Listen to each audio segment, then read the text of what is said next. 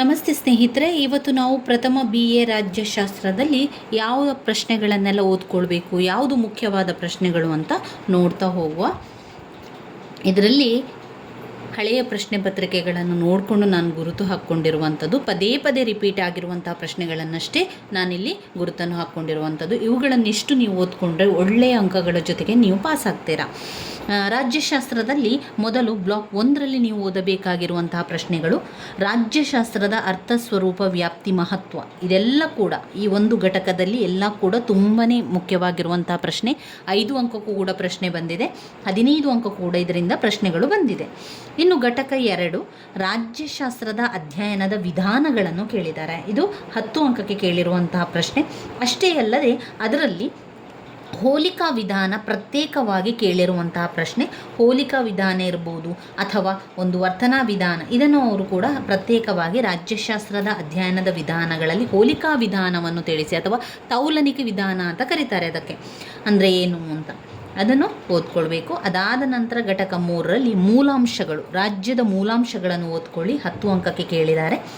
ಘಟಕ 4ರಲ್ಲಿ ಪರಮಾಧಿಕಾರದ ಅರ್ಥ, ವ್ಯಾಖ್ಯೆ, ಲಕ್ಷಣಗಳನ್ನು ಓದ್ಕೊಳ್ಳಿ, 15 ಅಂಕಕ್ಕೆ ಕೇಳಿರುವಂತಹ ಪ್ರಶ್ನೆಯಾಗಿದೆ.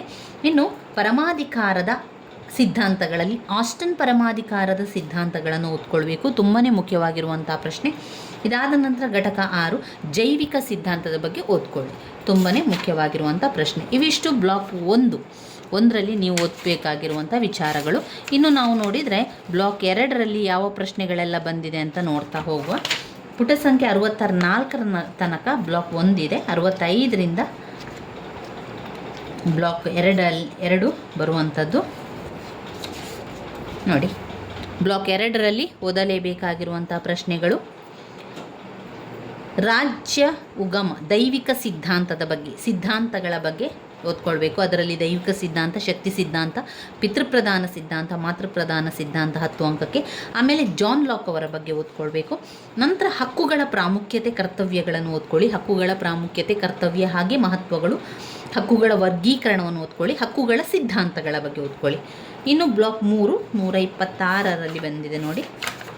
126ರಲ್ಲಿ ಬ್ಲಾಕ್ 3ರ ಪ್ರಶ್ನೆ ಇದೆ.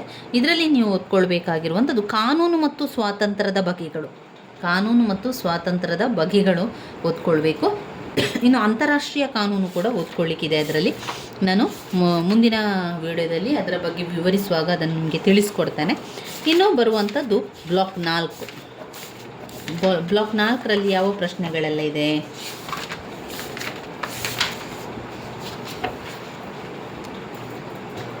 ಬ್ಲಾಕ್ 4ರಲ್ಲಿ ಸಮತಾವಾದದ ಮೂಲ ತತ್ವಗಳನ್ನು ಓದಿಕೊಳ್ಬೇಕು. ಅದಾದ ಮೇಲೆ ಸಮಾಜವಾದದ, ವೃತ್ತಿ ಸಂಘ ಸಮಾಜವಾದ ಇದೆಯಲ್ಲ, ಅದನ್ನು ಓದ್ಕೊಳ್ಬೇಕು. ಹಾಗೆ ಸಾಮಾಜಿಕ ನ್ಯಾಯ ಗಾಂಧೀಜಿ ಮತ್ತು ಅಂಬೇಡ್ಕರ್ ಅವರ ಪಾತ್ರ, ಅವರ ಬಗ್ಗೆ ಕೂಡ ಓದ್ಕೊಳ್ತಾ ಹೋಗಬೇಕು. ಇನ್ನು ಇದರಲ್ಲಿ ಕೆಲವೊಂದು ತುಂಬಾ ಮುಖ್ಯವಾದ ಪ್ರಶ್ನೆಗಳು ನೋಡಿ. ಪ್ರಜಾಪ್ರಭುತ್ವದ ಗುಣಗಳು 5 ಅಂಕಕ್ಕೆ ಕೇಳಿರುವಂತಹ ಪ್ರಶ್ನೆಗಳು. ಪದೇ ಪದೇ ರಿಪೀಟಾಗಿ ಕೇಳಿರುವಂತಹ ಪ್ರಶ್ನೆ ಇದು, ಪ್ರಜಾಪ್ರಭುತ್ವದ ಗುಣಗಳನ್ನು ಬರೀಲಿಕ್ಕೆ. ಅದರಲ್ಲಿ ನಾವು ಪಾಯಿಂಟ್ಸ್ಗಳನ್ನು ಮಾಡಿಕೊಂಡು ಓದ್ಕೊಂಡ್ರೆ ತುಂಬಾ ಒಳ್ಳೆಯದು. ಸಮತಾವಾದದ ಮೂಲ ತತ್ವಗಳು 15 ಅಂಕಕ್ಕೆ ಓದ್ಕೊಳ್ಬೇಕಾಗಿರುವಂಥ ಪ್ರಶ್ನೆ. ಪಾಯಿಂಟ್ಸನ್ನು ಕೊಟ್ಟಿದ್ದಾರೆ, ಆ ಪಾಯಿಂಟ್ಸನ್ನೇ ನಿಮ್ಮ ಪಾಯಿಂಟ್ಸ್ ಬುಕ್ಕಲ್ಲಿ ಬರ್ಕೊಳ್ಳಿ. ಪಾಯಿಂಟ್ಸ್ ಬುಕ್ಕನ್ನು ಮಾಡಿಕೊಂಡಿದ್ರೆ ಪಾಯಿಂಟ್ಸ್ ಬುಕ್ಕಲ್ಲಿ ಅದರ ಪ್ರಶ್ನೆಗಳನ್ನು ಬರ್ಕೊಂಡು ಅದರ ಪಾಯಿಂಟ್ಸ್ಗಳನ್ನು ಬರ್ಕೊಳ್ಳಿ. ಇನ್ನು ಸಮಾಜವಾದದ ಅರ್ಥ, ವ್ಯಾಖ್ಯೆ ಮತ್ತು ಸಮಾಜವಾದದ ವಿಧಗಳು, 3 ಸಮಾಜವಾದದ ವಿಧಗಳಿದೆ. ಆ 3 ಸಮಾಜವಾದದ ವಿಧಗಳನ್ನು ವಿವರಿಸಬೇಕು, 15 ಅಂಕಕ್ಕೆ ಕೇಳುವಂತಹ ಪ್ರಶ್ನೆಯಾಗಿದೆ ಅದು. ಇನ್ನು ಅದರಲ್ಲಿ ನಮಗೆ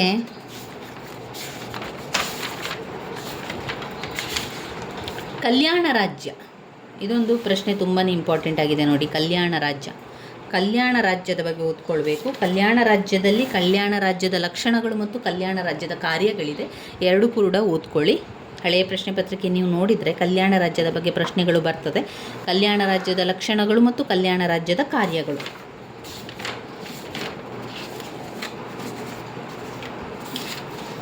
ಸಾಮಾಜಿಕ ನ್ಯಾಯ ವೆರಿ ವೆರಿ ಇಂಪಾರ್ಟೆಂಟ್, ಗಾಂಧೀಜಿಯವರದ್ದು ಮತ್ತು ಅಂಬೇಡ್ಕರ್ ಅವರ ಇಬ್ಬರ ಪಾತ್ರ ಕೂಡ ಓದ್ಕೊಳ್ಬೇಕು. ಅದಾದ ಮೇಲೆ ನಿಮಗೆ ಹಳೆಯ ಪ್ರಶ್ನೆ ಪತ್ರಿಕೆ 2022ರ ಹಳೆಯ ಪ್ರಶ್ನೆ ಪತ್ರಿಕೆಯನ್ನು ನೋಡಿಕೊಳ್ಳಿ. 5 ಅಂಕಕ್ಕೆ ಬಂದ ಪ್ರಶ್ನೆಗಳು. ಪರಮಾಧಿಕಾರದ ಗುಣಲಕ್ಷಣಗಳನ್ನು ತಿಳಿಸಿ, ಕಾನೂನಿನ ಮಹತ್ವವನ್ನು ತಿಳಿಸಿ, ಪ್ರಜಾಪ್ರಭುತ್ವದ ಸ್ವರೂಪವನ್ನು ತಿಳಿಸಿ, ಜೈವಿಕ ಸಿದ್ಧಾಂತದ ಬಗ್ಗೆ ಟಿಪ್ಪಣಿ ಬರೆಯಿರಿ, ಕಲ್ಯಾಣ ರಾಜ್ಯವನ್ನು ವ್ಯಾಖ್ಯಾನಿಸಿ. ಕಲ್ಯಾಣ ರಾಜ್ಯವನ್ನು ವ್ಯಾಖ್ಯಾನಿಸಿ ಅಂತ ಬಂದಾಗ ಮೊದಲಿಗೆ ಅರ್ಥವನ್ನು ಬರೆಯಿರಿ, ಅದರ ವ್ಯಾಖ್ಯೆಯನ್ನು ಕಲ್ತಿರಬೇಕು, ವ್ಯಾಖ್ಯೆಗಳನ್ನು ಬರೆಯಿರಿ. ಅದಾದ ನಂತರ ಕಲ್ಯಾಣ ರಾಜ್ಯದಲ್ಲಿ ಏನೆಲ್ಲ ವಿಚಾರಗಳನ್ನು ನೀವು ತಿಳ್ಕೊಂಡಿದ್ದೀರೋ ಅದನ್ನೆಲ್ಲವನ್ನು ಕೂಡ ಅದರಲ್ಲಿ ಬರಿತಾ ಹೋದರೆ ಆಯಿತು. ನಂತರ ಸ್ವಾತಂತ್ರ್ಯದ ವಿಧಗಳು, ಬೇರೆ ಬೇರೆ ಸ್ವಾತಂತ್ರ್ಯದ ವಿಧಗಳನ್ನು ಬರಿತಾ ಹೋಗಬೇಕು. ಇದರಲ್ಲಿ 6 ಪ್ರಶ್ನೆಯನ್ನು ಕೊಟ್ಟಿರ್ತಾರೆ. ನಾವು 4 ಪ್ರಶ್ನೆಗೆ ಉತ್ತರವನ್ನು ಬರೀಬೇಕು. 5 ಅಂಕದ ಪ್ರಶ್ನೆ. 5 ಅಂಕದ ಪ್ರಶ್ನೆಗೆ ನೀವು 1.5 ಪುಟದಷ್ಟು ಉತ್ತರವನ್ನು ಬರೀಬೇಕಾಗ್ತದೆ ಸ್ನೇಹಿತರೆ. ಇನ್ನು ಅಷ್ಟೇ ಪುಟ ಬರಿಬೇಕು, ಇಷ್ಟೇ ಪುಟ ಬರಿಬೇಕು ಅಂತ ಯಾವುದೇ ನಿಯಮ ಇಲ್ಲ. ಆದರೆ ನಾವು ಸಮಯವನ್ನು ಹೊಂದಿಸಿಕೊಂಡು ಬರಿಬೇಕು ಅಂತಾದರೆ 5 ಅಂಕಕ್ಕೆ 1.5 ಪುಟದಷ್ಟು, 10 ಅಂಕಕ್ಕೆ 3ರಿಂದ 4 ಪುಟದಷ್ಟು, ಇನ್ನು 15 ಅಂಕಕ್ಕೆ 4ರಿಂದ 5 ಪುಟದಷ್ಟು ಉತ್ತರವನ್ನು ಬರಿಬೇಕು. ತುಂಬಾ ಫಾಸ್ಟಾಗಿ ನೀವು ಉತ್ತರಗಳನ್ನು ಬರಿತಾ ಹೋಗಬೇಕು. ಆವಾಗ ಇಷ್ಟು ಪುಟಗಳನ್ನು ಬರೀಲಿಕ್ಕಾಗ್ತದೆ. ಒಂದು ವೇಳೆ ನೀವು ತುಂಬ ನಿಧಾನವಾಗಿ ಪರೀಕ್ಷೆಗೆ ಬರಿತಾ ಇದ್ದೀರಿ ಅಂತಾದರೆ ಇಷ್ಟು ಪುಟಗಳನ್ನು ಬರೀಲಿಕ್ಕೆ ಸಾಧ್ಯ ಆಗೋದಿಲ್ಲ. ಹಾಗೆಯೇ ನೀವೇನು ಮಾಡಬೇಕು, ಸ್ವಲ್ಪ ಸ್ವಲ್ಪ ಕಡಿಮೆ ಬರೆದು ಎಲ್ಲದಕ್ಕೂ ಕೂಡ ಉತ್ತರವನ್ನು ಬರಬೇಕು. ಒಂದು ನೆನಪಲ್ಲಿ ಇಟ್ಕೊಳ್ಬೇಕಾಗಿರುವಂಥ ವಿಚಾರ, ಅವರು ಯಾವ ಪ್ರಶ್ನೆಗೆ ಉತ್ತರವನ್ನು, ಎಷ್ಟು ಪ್ರಶ್ನೆಗೆ ಉತ್ತರವನ್ನು ಬರೀಲಿಕ್ಕೆ ಹೇಳಿದ್ದಾರೆ ಅಷ್ಟೂ ಪ್ರಶ್ನೆಗೂ ಕೂಡ ನೀವು ಉತ್ತರವನ್ನು ಬರೆದು ಬರಬೇಕು. ಯಾವುದನ್ನು ಕೂಡ ಸ್ಕಿಪ್ ಮಾಡಬೇಡಿ, ಸ್ಕಿಪ್ ಮಾಡಿ ಓದ್ಕೊಳ್ಬೇಡಿ ಅಥವಾ ಸ್ಕಿಪ್ ಮಾಡಿ ಬರಿಬೇಡಿ. ಅದನ್ನೆಲ್ಲವನ್ನು ಕೂಡ ಬರಿತಾ ಹೋಗಬೇಕು. ವಿಭಾಗ ಬಿ ಯಲ್ಲಿ 10 ಅಂಕದ ಪ್ರಶ್ನೆಗಳು ಬರುವಂಥದ್ದು. 10 ಅಂಕಕ್ಕೆ ಯಾವ ಪ್ರಶ್ನೆ ಬಂದಿದೆ? ರಾಜ್ಯಶಾಸ್ತ್ರದ ಅಧ್ಯಯನದ ತೌಲನಿಕ ವಿಧಾನ ಅಂತ ಕೇಳಿದ್ದಾರೆ. ನಿಮಗೆ ಈಗ ಕನ್ಫ್ಯೂಸ್ ಆಗ್ತದೆ, ಯಾವುದು ತೌಲನಿಕ ವಿಧಾನ, ಯಾವುದರಲ್ಲಿ ಕೊಟ್ಟಿದ್ದಾರೆ? ತೌಲನಿಕ ವಿಧಾನ ಅಂದರೆ ಕಂಪ್ಯಾರಿಟಿವ್ ಮೆಥಡ್, ಅಂದರೆ ಹೋಲಿಕಾ ವಿಧಾನ ಇದೆಯಲ್ಲ, ರಾಜ್ಯಶಾಸ್ತ್ರದ ಅಧ್ಯಯನದ ವಿಧಾನಗಳು, ರಾಜ್ಯಶಾಸ್ತ್ರದ ಅಧ್ಯಯನದ ವಿಧಾನಗಳಲ್ಲಿ ಹೋಲಿಕಾ ವಿಧಾನವನ್ನು ಅವರು ತೌಲನಿಕ ವಿಧಾನ ಅಂತ ಕೇಳಿದ್ದಾರೆ. ಆಸ್ಟಿನ್ನರವರ ಪರಮಾಧಿಕಾರದ ಸಿದ್ಧಾಂತವನ್ನು ಚರ್ಚಿಸಿ, ಕರ್ತವ್ಯಗಳ ಅರ್ಥ ಮಹತ್ವವನ್ನು ವಿವರಿಸಿ. ಹಕ್ಕುಗಳ ಅರ್ಥ ಮಹತ್ವವನ್ನು ಕೂಡ ಓದ್ಕೊಳ್ಬೇಕು, ಅದರ ಜೊತೆಗೆ ಕರ್ತವ್ಯಗಳ ಹಕ್ಕು ಮತ್ತು ಮಹತ್ವವನ್ನು ಓದ್ಕೊಳ್ಬೇಕು. ಪ್ರಜಾಸತ್ತಾತ್ಮಕ ಸಮಾಜವಾದದ ತತ್ವಗಳನ್ನು ವಿಶ್ಲೇಷಿಸಿ, ಉಪಯುಕ್ತವಾದದ ಕುರಿತು ಪ್ರಬಂಧ ಬರೆಯಿರಿ. ಇದು ವಿಭಾಗ ಬಿ ಯಲ್ಲಿ ಬಂದಿರುವಂಥ ಪ್ರಶ್ನೆಗಳು. 10 ಅಂಕದ ಪ್ರಶ್ನೆಗಳು, 3ರಿಂದ 4 ಪುಟದಷ್ಟು ನಿಮ್ಮ ಉತ್ತರ ಇರಲಿ. ಮೊದಲಿಗೆ ಅರ್ಥವನ್ನು ಬರೆಯಿರಿ, ನಂತರ ಅದಕ್ಕೆ ಸಂಬಂಧಪಟ್ಟ ಪಾಯಿಂಟ್ಸ್ಗಳನ್ನು ಬರಿತಾ ಹೋಗಿ, ನಂತರ ಆ ಪಾಯಿಂಟ್ಸ್ಗಳನ್ನು ವಿವರಿಸ್ತಾ ಹೋಗಿ.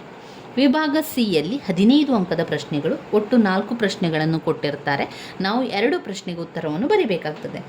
15 ಅಂಕಕ್ಕೆ ಬಂದಿರುವಂತಹ ಪ್ರಶ್ನೆಗಳು: ರಾಜ್ಯಶಾಸ್ತ್ರದ ಸ್ವರೂಪ ಮತ್ತು ವ್ಯಾಪ್ತಿಯನ್ನು ವಿವರಿಸಿ, ಹಕ್ಕುಗಳ ವರ್ಗೀಕರಣವನ್ನು ವಿಶ್ಲೇಷಿಸಿ, ಡಾಕ್ಟರ್ BR ಅಂಬೇಡ್ಕರ್ ಅವರ ಸಾಮಾಜಿಕ ನ್ಯಾಯದ ಪರಿಕಲ್ಪನೆಯನ್ನು ಪರಿಶೀಲಿಸಿ, ಜಾನ್ ಲಾಕ್ ರವರ ಸಾಮಾಜಿಕ ಒಪ್ಪಂದದ ಸಿದ್ಧಾಂತವನ್ನು ವಿವರಿಸಿ ಅಂತ ಕೇಳಿದ್ದಾರೆ. ಇವಿಷ್ಟರ ಪ್ರಶ್ನೆಯ ಉತ್ತರವನ್ನು ಕೂಡ ಕಲಿತುಕೊಳ್ಬೇಕು. ಅದರ ಉತ್ತರದ ಪಾಯಿಂಟ್ಸ್ಗಳನ್ನು ನಿಮ್ಮ ಪಾಯಿಂಟ್ಸ್ ಬುಕ್ಕಲ್ಲಿ ಬರ್ಕೊಂಡು ಅದನ್ನು ಸರಿಯಾಗಿ ಕಲಿತುಕೊಳ್ಳಿ ಸ್ನೇಹಿತರೆ.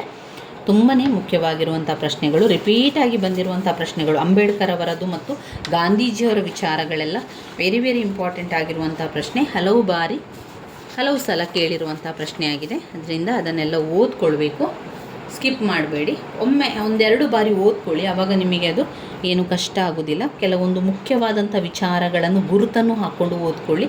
ಅದನ್ನೇ ನಿಮ್ಮ ಪಾಯಿಂಟ್ಸ್ ಬುಕ್ಕಲ್ಲಿ ಕೂಡ ಬರ್ಕೊಂಡ್ರೆ ನೀವು ಅದನ್ನೇ ಓದಿದರೆ ಆಯಿತು. ನಮ್ಮ ಪಾಯಿಂಟ್ಸ್ ರೀತಿಯಲ್ಲಿ ಬರಿತಾ ಹೋದರೆ ಆಯಿತು. ಸ್ತ್ರೀ ವರ್ಗದ ಬಗ್ಗೆ ಅವರು ಅಂಬೇಡ್ಕರ್ ಅವರು ಯಾವ ರೀತಿಯ ಒಂದು ಸಲಹೆ ಸೂಚನೆಗಳನ್ನು ನೀಡ್ತಾರೆ, ಕಾರ್ಮಿಕ ವರ್ಗಕ್ಕೆ ಯಾವ ರೀತಿಯ ಸಹಾಯವನ್ನು ಮಾಡ್ತಾರೆ, ಇವೆಲ್ಲವನ್ನು ಕೂಡ ನಾವು ಬರಿತಾ ಹೋದರೆ ಆಯಿತು ಸ್ನೇಹಿತರೆ.